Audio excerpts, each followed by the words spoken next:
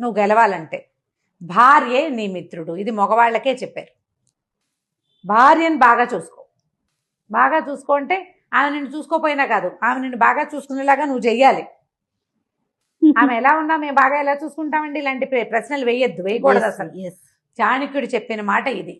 నీ గృహంలో నీ భార్యని చిన్నబుచ్చద్దు, ఆమె తల్లిదండ్రుల్ని చిన్నపుచ్చద్దు, ఆమెకు చేత కాదని కించపరచద్దు.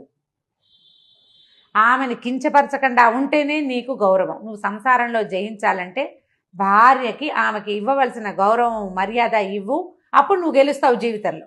బా సూపర్. ఇది ఇప్పుడు మరి ఆడవాళ్ళు ఏం చేయాలి, స్త్రీలకు తర్వాత విషయం అసలు అని అడగద్దు, అసలు అది లేదు ఇందులో. అదే అంటున్నాను, అసలు అది విషయమే కాదు. విషయమే కాదు. నువ్వు గౌరవం ఇస్తే వాళ్ళు కూడా ఇస్తారు. ఇచ్చిన వాళ్ళు ఇవ్వరండి ఇలాంటిది కామెంట్లతోటి మనం ఏం చేయలేము. ఇచ్చేలాగా చేసుకోవటమే అంతే. నీ వల్ల కావాలి అది. నువ్వు చేత కాకపోతే చేత కానట్టు నువ్వు గెలవలేకపోతావు. దానికి మనం ఏం చేయలేము. చాణక్యుడు చెప్పిన మాట ఇది. 3 రోజు చెప్పారు.